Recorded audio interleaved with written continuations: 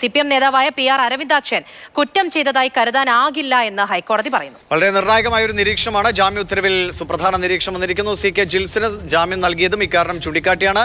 കേസിന്റെ വിചാരണ അടുത്ത കാലത്തൊന്നും തുടങ്ങാൻ സാധ്യതയില്ല എന്നും കോടതി പറഞ്ഞിട്ടുണ്ട്. നേരത്തെ കേസിലെ മുഖ്യപ്രതി സതീഷ് കുമാറിന് ജാമ്യം നിഷേധിച്ചത് പ്രഥമ ദൃഷ്ട്യാ കുറ്റം നിലനിൽക്കുമെന്ന് കണ്ടെത്തിയായിരുന്നു. ബിനിൽ വിവരങ്ങളുമായി ചേരുന്നുണ്ട്. ബിനിൽ, സുപ്രധാനമായൊരു നിരീക്ഷണമാണ്. പ്രത്യേകിച്ച് ഇത്രത്തോളം നമ്മൾ ചർച്ച ചെയ്ത ഒരു വിഷയത്തിൽ പ്രഥമ ദൃഷ്ട്യാ കുറ്റക്കാരനാണ് എന്ന് കരുതാനാകില്ല എന്ന് കോടതി പറഞ്ഞത് എന്തുകൊണ്ടാണ്?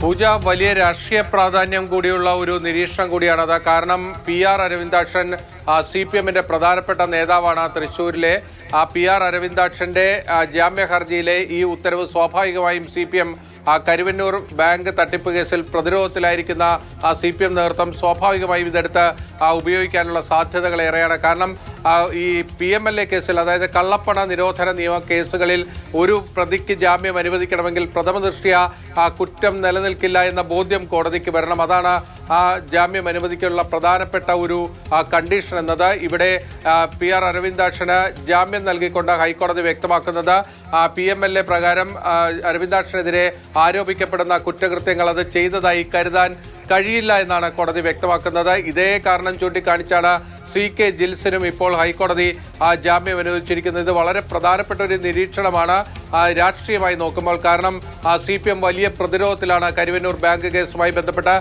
പാർട്ടിയെയും കരുവന്നൂരിലെ ഈ കേസുമായി പ്രധാനപ്പെട്ട ഒരു കണക്ഷൻ പോയിന്റ് എന്ന് പറയുന്നത് ഈ അരവിന്ദാക്ഷനാണ്. അരവിന്ദാക്ഷന്റെ അറസ്റ്റിന് പിന്നാലെയാണ് AC മൊയ്തീൻ അടക്കമുള്ളവരിലെ ചോദ്യം ചെയ്യലടക്കമുള്ള കാര്യങ്ങളിലേക്ക് എൻഫോഴ്സ്മെന്റ് ഡയറക്ടറേറ്റ് നീങ്ങിയത്. പാർട്ടിയും കരുവന്നൂരും തമ്മിൽ ഈ കേസ് ബന്ധിപ്പിക്കുന്ന ഒരു പ്രധാനപ്പെട്ട കണ്ണിയായിട്ടാണ് ഈ അരവിന്ദാക്ഷന്റെ അറസ്റ്റ് അടക്കമുള്ളവയെ എൻഫോഴ്സ്മെന്റ് ഡയറക്ടറേറ്റ് കണ്ടത്. അവിടെയാണ് അരവിന്ദാക്ഷനെതിരെ ആരോപിക്കപ്പെട്ട കുറ്റകൃത്യങ്ങൾ ചെയ്തതായി കരുതാനാവില്ല എന്നൊരു നിരീക്ഷണം ഹൈക്കോടതിയിൽ നിന്ന് വരുന്നത്. സ്വാഭാവികമായും ഇത് CPM വലിയ പിടിവലിയായി ഉപയോഗിക്കാനുള്ള സാധ്യതകളും സമീപ ദിവസങ്ങളിലുണ്ട്.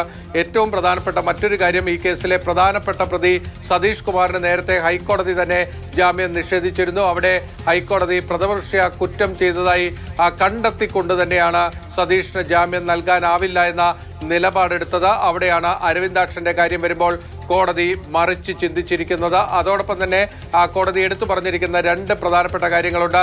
ഈ കേസിന്റെ വിചാരണ അടുത്തൊന്നും തുടങ്ങാനുള്ള സാധ്യതയില്ല. കാരണം ഇതിലെ പ്രധാനപ്പെട്ട കേസ്, ഈ വഞ്ചന കേസ് അന്വേഷിക്കുന്ന ക്രൈംബ്രാഞ്ച് സംഘം, അവർ ഈ കേസ് അന്വേഷണം പൂർത്തിയാക്കി കുറ്റപത്രം പോലും നൽകിയിട്ടില്ല. അതുകൊണ്ട് ആ കേസിന്റെ വിചാരണ പൂർത്തിയായ ശേഷം മാത്രമേ EDയുടെ കേസിന്റെ വിചാരണയിലേക്ക് കടക്കാൻ